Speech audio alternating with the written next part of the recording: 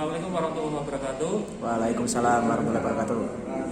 Ini video terakhir yang melengkapi perekonomian terbuka atau perekonomian pas sektor. Kenapa dikatakan ekonomi terbuka? Karena ada campur tangan luar negeri, ada kerjasama dengan luar negeri, yaitu seperti yang kita lihat di rumus pendapatan nasional, ada ekspor dikurangi impor. Nah, ini adalah rumus yang sudah lengkap, jadi sudah ada rumah tangga konsumen, rumah tangga produsen, sudah ada pemerintah, sudah ada sektor luar negeri, sudah ada dua sektor, konsumsi dan investasi, ditambah 3 sektor kurang dari pemerintah, dan ditambah ekspor dikurangi impor dari sektor luar negeri atau perekonomian terbuka atau internasional. Jadi perekonomian terbuka itu sudah mayoritas dilaksanakan oleh negara-negara di dunia.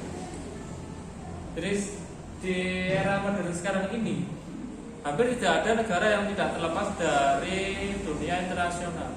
Walaupun negara itu perang, justru kalau negara itu perang malah membutuhkan bantuan dari negara lain, dan dari negara lain itu adalah peran dari negara luar atau dunia internasional. Seperti waktu dulu di Indonesia ada gempa, ada tsunami, itu banyak negara-negara lain yang membantu. Dalam perekonomian pas sektor itu bisa dilihat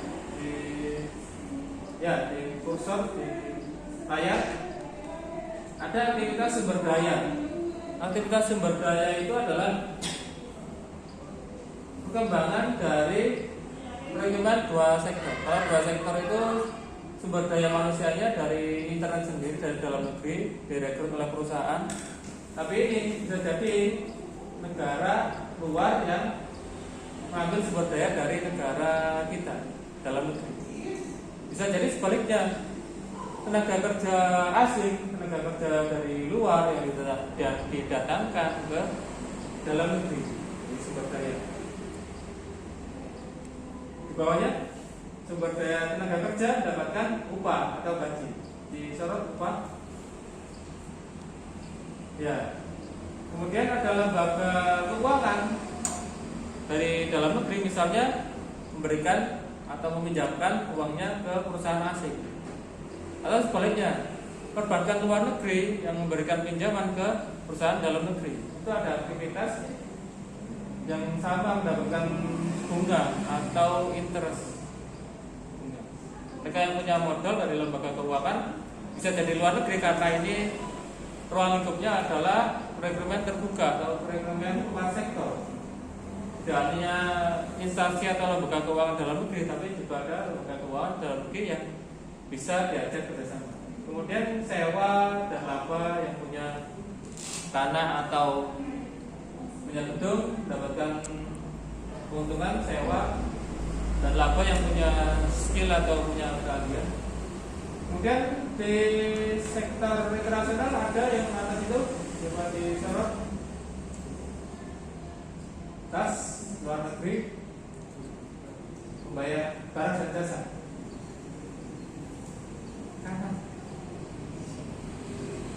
Ya, itu barang dan jasa. Jadi dari sektor luar negeri, baik sebelah kanan, sebelah kanan, itu ada gambar jas hitam. Nah, itu dari luar negeri memproduksi barang dan jasa, kemudian dikirimkan ke dalam negeri, dikirimkan ke dalam negeri dan mendapatkan timbal balik berupa pembayaran. Itu pembayaran, coba ya, pembayaran dari negara luar ke dalam negeri. Jadi transaksi internasional juga terjadi di sini karena perekonomian terbuka, dan itu sudah diterapkan di hampir semua negara.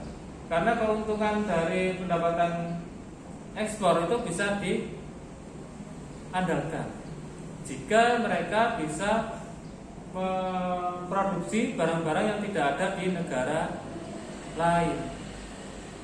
Misalnya di Indonesia memproduksi karet diimpor ke Jepang, Di Jepang dibuat bannya dikirimkan ke Indonesia, Pak.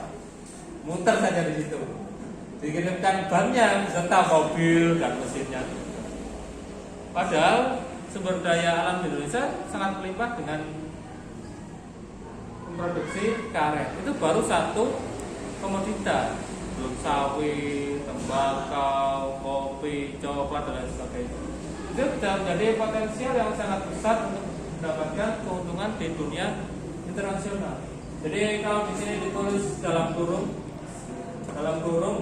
karena masih belum jelas sekali lagi mana yang lebih besar. Surplus ketika ekspornya lebih besar, defisit ketika impornya lebih besar. Teman-teman bisa menganalisis sendiri di Indonesia ini lebih banyak yang mana.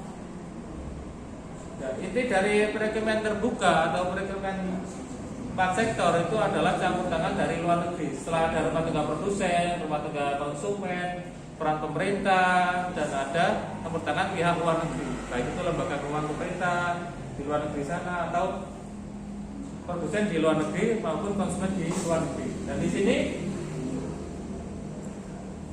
bisa dilihat untuk keseimbangan 3 sektor ini yang pembahasan sebelumnya. Keseimbangan ekonomi 3 sektor itu ini pendapatan nasional sama dengan Y plus I plus G. Belum ada sektor internasional. Sama dengan C plus S plus T. C itu konsumsi rumah tangga, S itu saving atau investasi, dan T atau tax pajak. Jadi keseimbangan 3 sektor, investasi plus government atau belanja pemerintah sama dengan saving plus tax atau pajak. Itu keseimbangan ekonomi 3 sektor. Keseimbangan ekonomi 4 sektor ini sebagai penutup keseimbangan ekonomi 4 sektor. C Y sama dengan C plus I plus G plus ekspor dikurangi impor sama dengan I investasi plus government pemerintah, belanja pemerintah plus ekspor. Ini yang disebut sebagai suntikan atau nilai plusnya. Sama dengan S saving plus tax pajak plus impor. Ini yang suntikan. Istilahnya ini yang besaran atau yang minusnya. Jika lebih banyak impornya tentu lebih minus ya. Karena itu peran pemerintah memberikan stimulus kepada perusahaan agar memproduksi barang yang diinginkan oleh pasar internasional atau luar negeri. Bukan kita membuat barang keinginan sendiri, sesuai keinginan sendiri, tapi sesuai keinginan dengan pasar internasional. Baru kita bisa memenangkan persaingan di dunia internasional. Itu sekian dari saya. Sebagai penutup nanti bisa dipelajari sebagai materi evaluasi tengah semester. Sekian, wassalamualaikum warahmatullahi wabarakatuh. Waalaikumsalam warahmatullahi wabarakatuh.